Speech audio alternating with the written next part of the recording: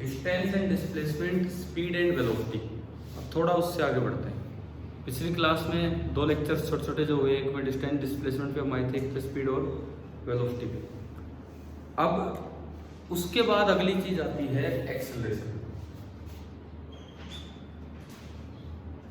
Distance displacement speed velocity, इसके बाद आता है एक्सेलरेशन। ये एक वेक्टर क्वांटिटी है जिसको अक्सर हम ए से रिप्रेजेंट करते हैं। इसका मतलब तो इतना सा होता है कि रेट ऑफ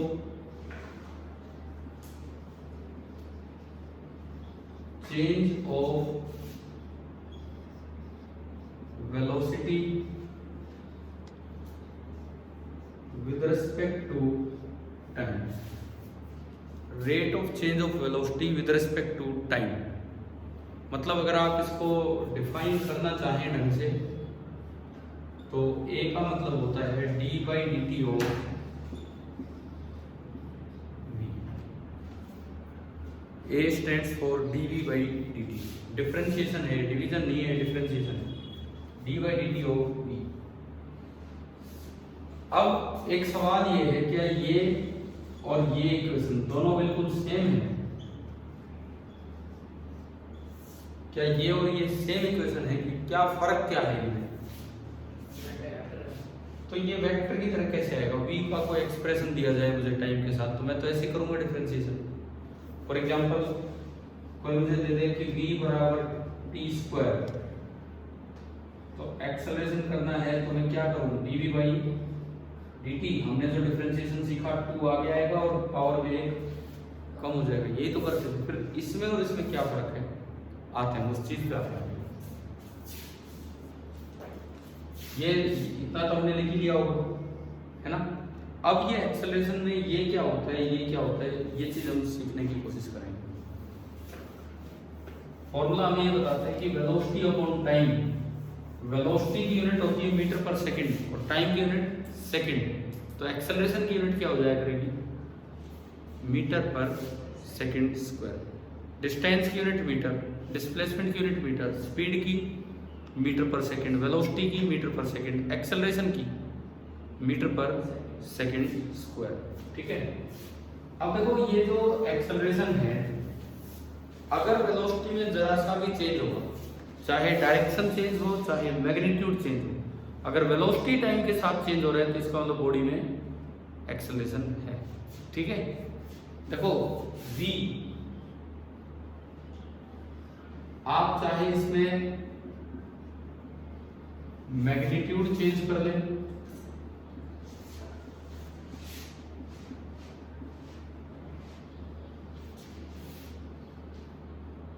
या फिर डायरेक्शन ऑफ v चेंज कर लें, दोनों ही केस में एक्सेलरेशन होगा। चाहे ये हो चाहे ये हो, इसका मतलब एक्सेलरेशन इज प्रेजेंट। चाहे आप मैग्नीट्यूड चेंज कर लें चाहे आप डायरेक्शन चेंज कर लें, कुछ भी करें एक्सेलरेशन प्रेजेंट होगा। अब एक कर्व बात लेके हम इसको समझेंगे कि भाई क्या मतलब है इस बात का।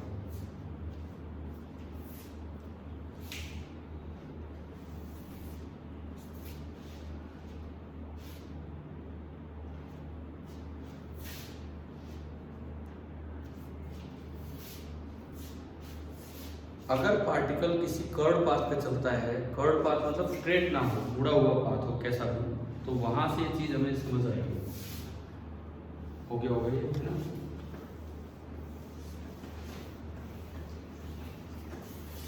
अगर पार्टिकल किसी कर्व पाथ पे चल रहा है, कैसे देखिए, मान लो मैं कोई भी एक कर्व पाथ बनाऊं पार्टिकल का,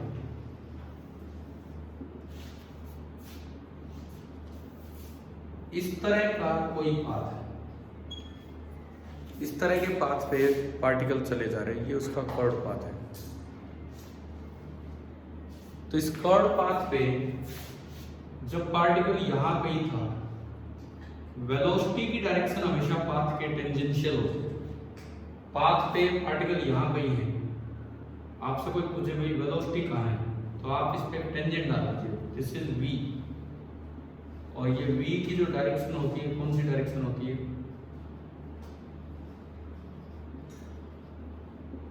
v की जो डायरेक्शन होती है दैट इज टेंजेंशियल डायरेक्शन।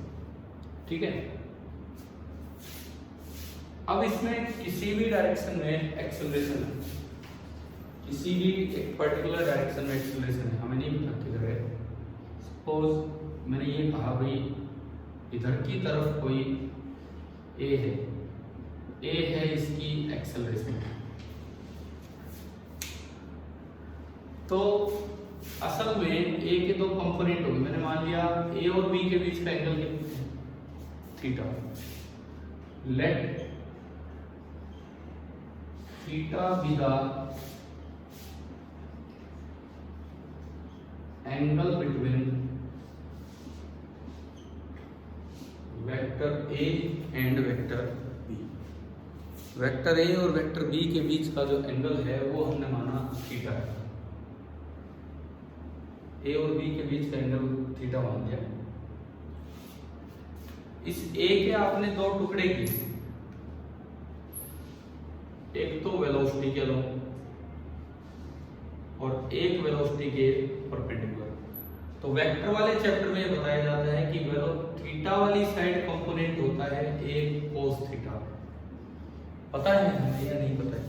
कोई वेक्टर है, कोई ए वेक्टर है, थीटा वाली साइड उसका कंपोनेंट होगा एक कोस थीटा एंड दूसरी साइड जो उसका कंपोनेंट होगा that is a sine theta. ये इसके दो कंपोनेंट हुए।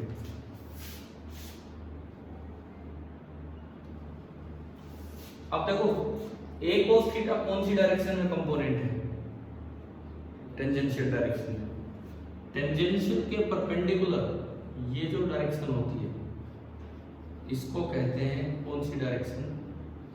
सेंट्रीपिटल, सेंटर की तरफ, या फिर सेंट्रीपिटल या फिर कौन सी डायरेक्शन है? Radial direction. ये होती है टेंजेंशियल डायरेक्शन। और टेंजेंशियल के परपेंडिकुलर डायरेक्शन, जैसे सर्कल में टेंजेंट के परपेंडिकुलर डालते हो तो क्या वो सेंटर की तरफ जाता है कि नहीं? सर्कल में टेंजेंट के परपेंडिकुलर डालो तो सेंटर की तरफ जाएगा कि नहीं? इसीलिए उस डायरेक्शन को क्या कहते हैं? सेंट्रीपिटल। या रेडियस के अलोंग बनता है वो, इसीलिए उसको क्या कह देते हैं? रेडियल, है ना? ठीक है, तो यहाँ पे एक्सेलरेशन के दो तरीके आ गए। पार्टिकल ऐसे जा रहा था, इस एक्सेलरेशन के दो पार्ट आ गए। एक पार्ट क्या है? टेंजेंशियल। तो अगर मैं एक एक करके इनको पढ़ूं, सबसे पहली बात, ये जो मेरी टेंजेंशियल एक्सेलरेशन है, ये जो हमारी टेंजेंशियल एक्सेलरेशन है, अक्सर हम इसे एक टी से रिप्रेजेंट करें। एक्सेलरेशन का मतलब था चाहे मैग्नीट्यूड चेंज हो चाहे डायरेक्शन, किसका? वेलोसिटी का। वेलोसिटी का चाहे मैग्नीट्यूड चेंज हो, वेलोसिटी की चाहे डायरेक्शन चेंज हो, तो एक्सेलरेशन होगी। तो टेंजेंशियल एक्सेलरेशन का मतलब है responsible for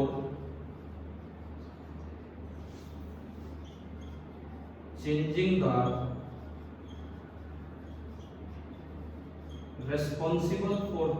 the magnitude of velocity। भाई एक्सेलरेशन के दो काम है, चाहे तो वो मैग्नीट्यूड चेंज कर दे वेलोसिटी का, चाहे वो डायरेक्शन चेंज कर दे। तो टेंजेंशियल एक्सेलरेशन, एक्सेलरेशन का वो कंपोनेंट जो टेंजेंट टू द पाथ है, उसका क्या काम होता है?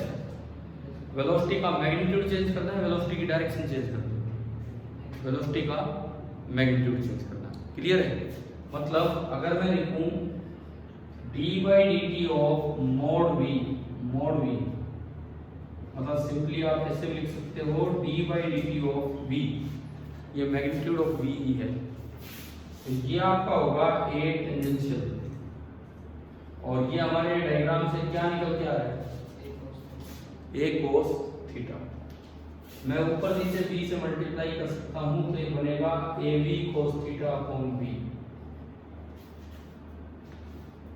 और वेक्टर में एक चीज सिखाई जाती है, वेक्टर वाले चैप्टर में एक चीज सिखाई जाती है कि जो ab cos थीटा होता है वो होता है a डॉट b।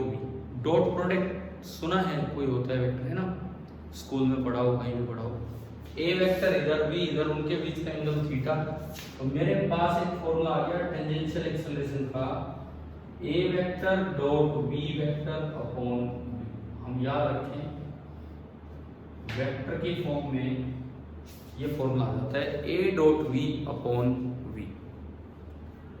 ये आपका हुआ tangential acceleration, this is the tangential acceleration.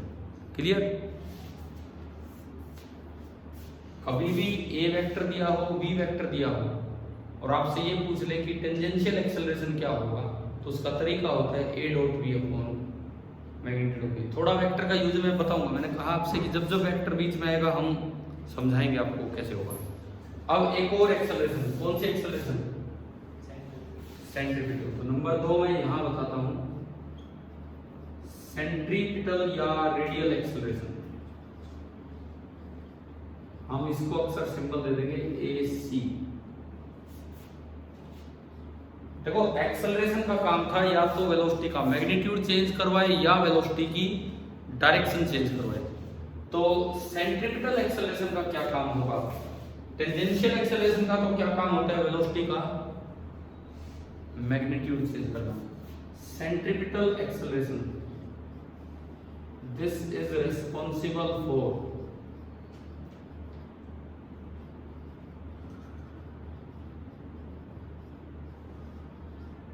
changing the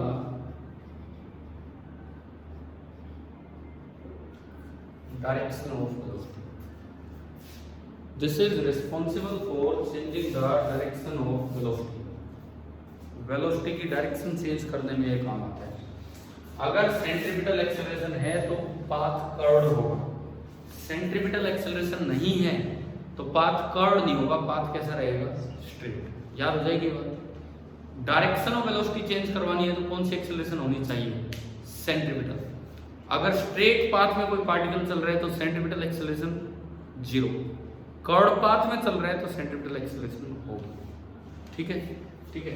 अब देखो यहां अगर मैं देखूं तो ये जो आपका ए सी है कौन सा कंपोनेंट है? A sine theta. मैं इसको भी वैसे ही लिख सकता हूं a b sine theta upon, मैंने ऊपर नीचे किससे मल्टीप्लाई कर दिया? मैंने ऊपर नीचे किससे मल्टीप्लाई कर दिया? v से। A b sine theta upon v. अब वेक्टर में आपको सिखाया जाता है कि ए बी साइन थीटा, देखो जो सेंट्रीपिटल एक्सेलरेशन है, a b sine theta is magnitude of cross product. आपने अपने स्कूलों में डॉट प्रोडक्ट क्रॉस प्रोडक्ट पढ़े होंगे? नहीं पढ़े? कोई नहीं, मैं सिखाता हूँ वेक्टर कैसे लिखे होते हैं उनमें क्या। तो ए क्रॉस वी अपॉन वी। आपके पास दो फॉर्मूले आ गए। टेंजेंशियल एक्सेलरेशन, उसका क्या काम है? वेलोसिटी का क्या चेंज करवाना? मैग्नीट्यूड। सेंट्रीपिटल एक्सेलरेशन, उसका क्या काम है? वेलोसिटी का, वेलोसिटी की डायरेक्शन चेंज करवाना। अगर स्ट्रेट पाथ में कोई पार्टिकल चल रहा है तो सेंट्रीपिटल एक्सेलरेशन 0, अगर कर्व पाथ में कोई पार्टिकल चल रहा है तो सेंट्रीपिटल एक्सेलरेशन नॉन जीरो। ठीक है, ठीक है ना। ये चीज फॉर्मूले हमारे पास दो आ गए, a tangential a dot v upon v, a centripetal mod a cross v upon v. मैं एक बार इनका यूज सिखाऊंगा आपको, लिख लिया है आपने, है ना। चलिए आगे बढ़ते हैं, इनका यूज सीखते हैं क्या होगा क्या नहीं।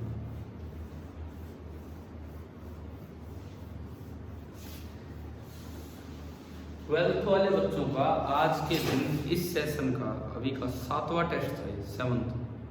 6 टेस्ट उनके हो चुके हैं, तो आपके भी कुछ कोर्स हो जाता है, फिर हम टेस्ट स्टार्ट करेंगे। ठीक है ना, थोड़े थोड़े छोटे छोटे अपने टेस्ट देते रहेंगे।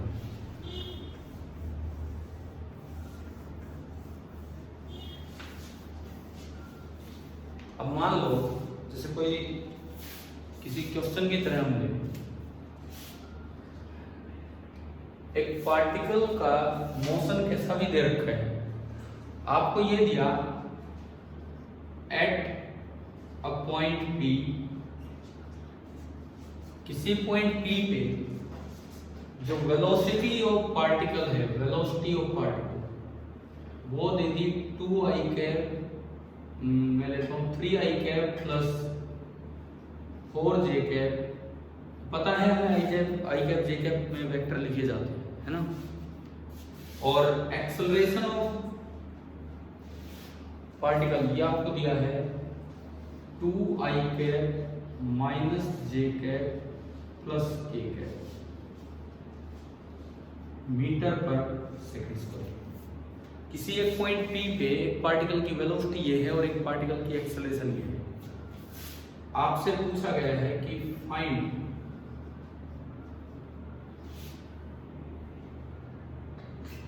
The magnitude of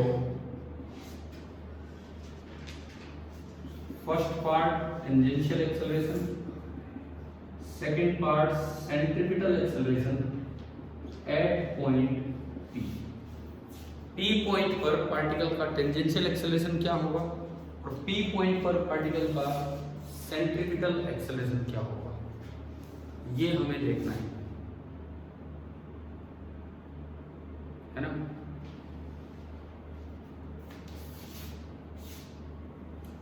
direct formula जो हम सीख के आए उसका डायरेक्ट फॉर्मूला, ए टेंजेंशियल का क्या फॉर्मूला था बताओ, अभी सीखा। A vector dot B vector upon B. अब हम इनको अलग अलग निकालें। ए वेक्टर आपका दिया है ये 2 इंटू आई कैप प्लस क्या है माइनस जे माइनस 1 इंटू जे कैप प्लस ये क्या है के कैप 1 इंटू के कैप। मैंने इसके तीनों कोफिशिएंट्स ब्रैकेट में लिख दिए। आगे समझो, ए वेक्टर के तीनों कोफिशिएंट मैंने ब्रैकेट में लिख दिए।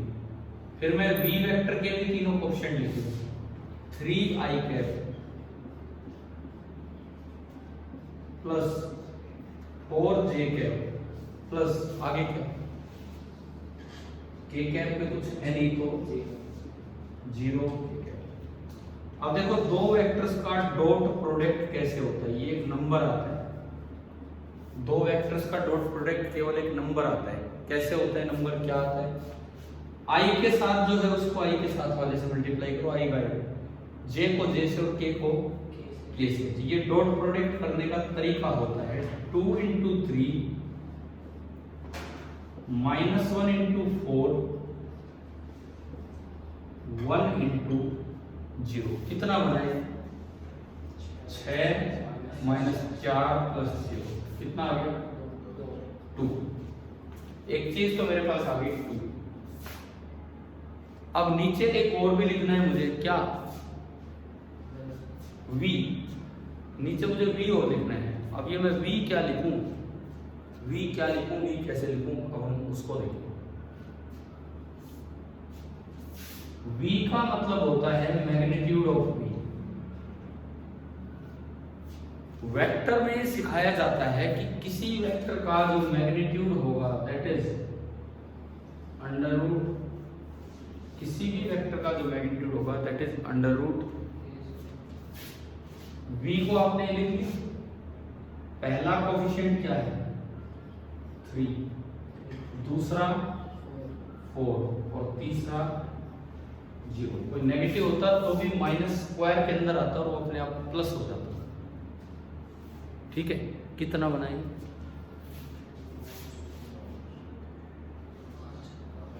9 और 16 25 का अंडर रूट 5।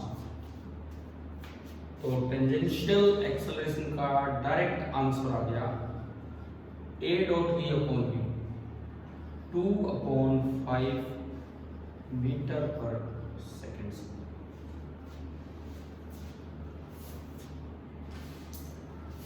और ये भी याद रखना at is also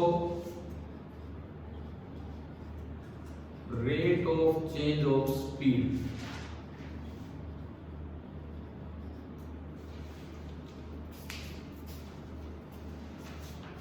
at is also rate of change of speed, क्योंकि मैग्नीट्यूड ऑफ वेलोसिटी बोलिए, मैग्नीट्यूड ऑफ वेलोसिटी बोलिए चाहे स्पीड बोलिए, बात एक ही है ना। तो AT हमने कहा था कि it is responsible for change in magnitude या चेंज इन डायरेक्शन, मैग्नीट्यूड। तो इसीलिए इसको ये भी कहा जाता है rate of change of speed. AT को ये भी कह दिया जाता है rate of change of speed. एक पार्ट समझ आया कि नहीं आया? तो कभी भी किसी भी सवाल में किसी भी पॉइंट पे आपको v वेक्टर और a वेक्टर दे रखा है और आपसे rate of change of speed पूछ ले, v और a वेक्टर दे रखा है, आपसे rate of change of speed पूछ ले, तो आपको ये करना है। आगे की बात समझ, ठीक है? टेंजेंशियल एक्सेलरेशन पूछ ले तो ये करना है। और क्या पूछा अब इसमें? Centripetal acceleration. अब हम उस पर चलते हैं। सेकेंड पार्ट हटाऊं मैं इसको, तो ये आपका होगा पहला पार्ट।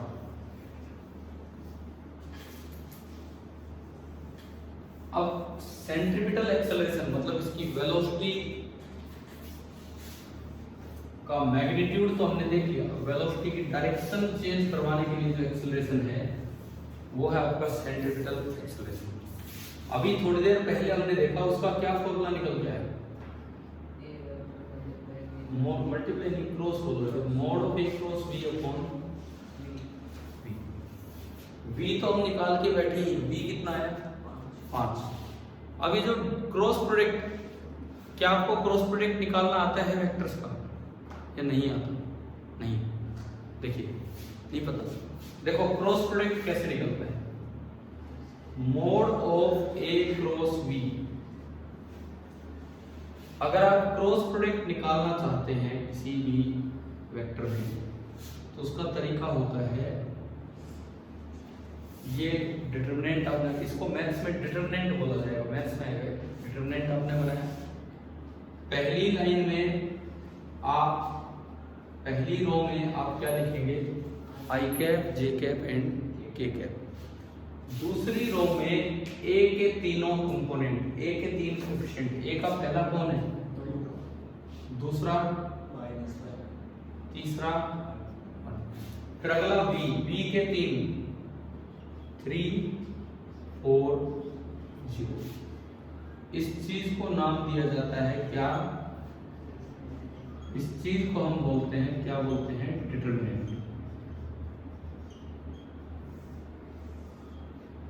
ये डिटरमिनेंट है, ठीक है? इसको खोलते कैसे मैथ्स में सिखाया जाता है वो सुनो।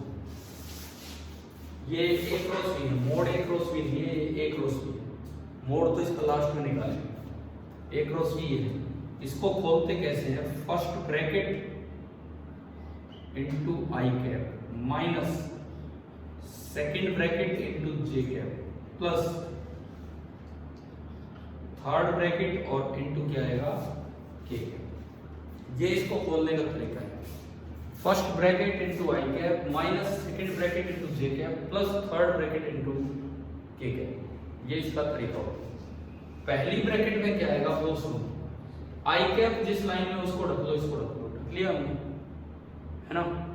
अब 4 टर्म दिख रही, पहले u मल्टीप्लाई करो, -1 इनटू 0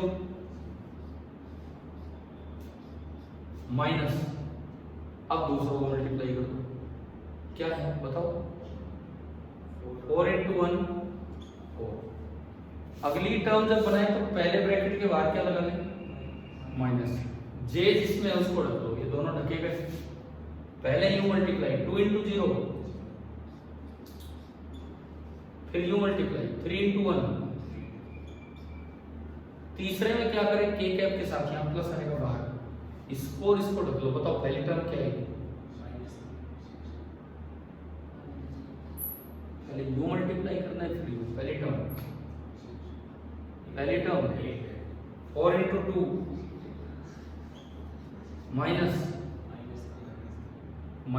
क्या ये पूरा समझ आ गया आपको? तो ये जो ये आया इसको ढंग से लिखो, -4 आई कैप माइनस माइनस प्लस हो गया, प्लस 3 जे कैप प्लस 11 के कैप। ये आपका आ गया vector a cross b। Dot product निकालना आसान है कि क्रॉस? डॉट डायरेक्ट आता है, क्रॉस में आपको डिटर्मिनेंट सोल्व करना पड़ता है, ठीक है ना। डॉट तो डायरेक्ट आता है, इस तरह का काम। ये a क्रॉस b आ गया, a क्रॉस b समझ आया कैसे। अब मैं निकालूं a क्रॉस b का मोड, तो mod of a cross b under root कितना, -4 का स्क्वायर प्लस 3 का स्क्वायर प्लस 11 का स्क्वायर, ऐसे ही निकालना है। तो -4 का स्क्वायर कितना होगा 16, 3 का स्क्वायर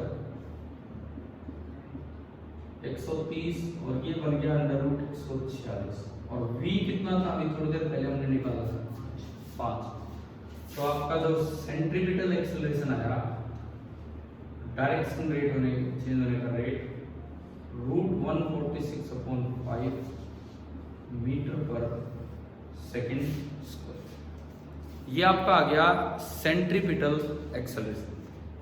तो आप बताओ, अगर एक जगह आपको एक्सेलरेशन दिया हो, उसी जगह वेलोसिटी दी हो, तो क्या आपको टेंजेंशियल और सेंट्रीपिटल निकालना आ गया, एक्सेलरेशन आ गया कि नहीं है, समझ आ गया ढंग से, ठीक है।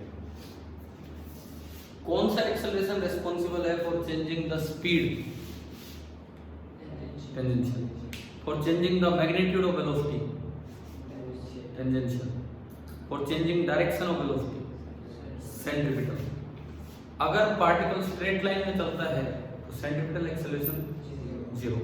अगर पार्टिकल की स्ट्रेट लाइन में वेलोसिटी चेंज होती है, स्पीड चेंज होती है, तो टेंजेंशियल एक्सेलरेशन 0 या नॉन 0। अगर पार्टिकल स्ट्रेट लाइन में चल रहे हैं तो सेंट्रीपिटल एक्सेलरेशन तो 0, और चलते चलते अगर उसकी स्पीड चेंज हो रही है, तो अगर पार्टिकल चलता जा रहा है उसकी स्पीड चेंज हो रही है, तो टेंजेंशियल एक्सेलरेशन 0 या नॉन 0, नॉन 0। अगर टेंजेंशियल एक्सेलरेशन 0 होगी तो स्पीड चेंज नहीं हो सकती। स्पीड चेंज ही किसके कारण होती है, टेंजेंशियल एक्सेलरेशन के कारण, और डायरेक्शन चेंज सेंट्रीपिटल के कारण। तो बताओ, पार्टिकल अगर स्ट्रेट लाइन में चल रहा है तो सेंट्रीपिटल एक्सेलरेशन कितना, 0। पार्टिकल अगर स्ट्रेट लाइन में चल रहा है और उसकी स्पीड चेंज हो रही है, तो टेंजेंशियल एक्सेलरेशन 0 या नॉन 0, और अगर स्पीड कांस्टेंट है तो टेंजेंशियल एक्सेलरेशन 0। अगर पार्टिकल कर्व पाथ में चलता है तो सेंट्रीपिटल एक्सेलरेशन 0 या नॉन 0, नॉन 0, और टेंजेंशियल एक्सेलरेशन वो डिपेंड करेगा कि कर्व पाथ में उसकी स्पीड कांस्टेंट है या स्पीड चेंज हो रही है। कर्व पाथ में चल रहा है 5 मीटर पर सेकंड से, तो सेंट्रीपिटल एक्सेलरेशन तो है लेकिन टेंजेंशियल एक्सेलरेशन नहीं है, ठीक है। कर्व पाथ में चल रहा है लेकिन स्पीड भी चेंज हो रही है, तो सेंट्रीपिटल एक्सेलरेशन भी है और टेंजेंशियल एक्सेलरेशन भी। क्या आपको दोनों बातें समझ आ गई? एक सवाल लिखो और करके दिखाओ। एक सवाल, ये हो गया है पूरा यहां तक, है ना। The tangential acceleration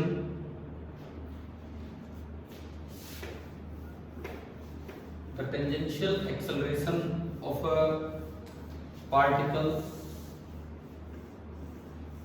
is 12 meter per second square, is 12 meter per second square, and its centripetal acceleration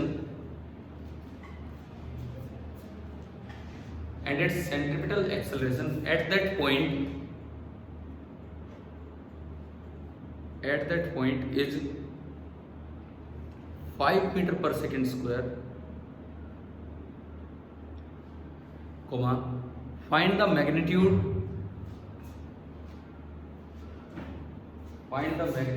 of its net acceleration. Find the magnitude of its net acceleration. आपको ये दिया गया है कि टेंजेंशियल एक्सेलरेशन कितनी है,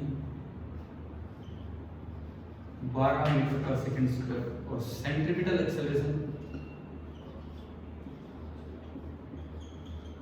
तो एक्सेलरेशन पूछा है क्या होगा, टोटल एक्सेलरेशन।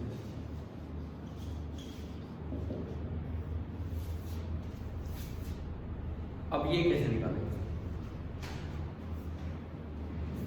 आप अगर ऐसे किसी भी रास्ते पे जा रहे हो, आपकी वेलोसिटी अगर इधर है, एक्सेलरेशन इधर है, ये कोई भी एंगल थीटा है, तो टेंजेंशियल एक्सेलरेशन का क्या फॉर्मूला था? ए कोस थीटा, और सेंट्रीपिटल ए साइन थीटा। तो देखो टेंजेंशियल एक्सेलरेशन ए कोस थीटा, सेंट्रीपिटल एक्सेलरेशन ए साइन थीटा। मैं इन दोनों को स्क्वायर करके ऐड कर दूं, स्क्वायरिंग एंड एडिंग। मैं इन दोनों को स्क्वायर करके ऐड कर दूं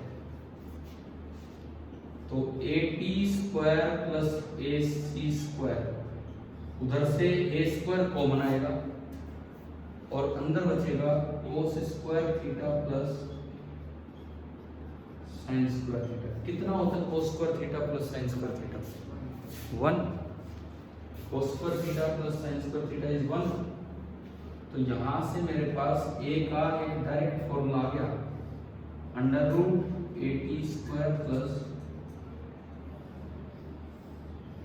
AC स्क्वायर। A का फॉर्मूला आ गया under root AT square plus AC square. ठीक है, अब बताओ इसका आंसर।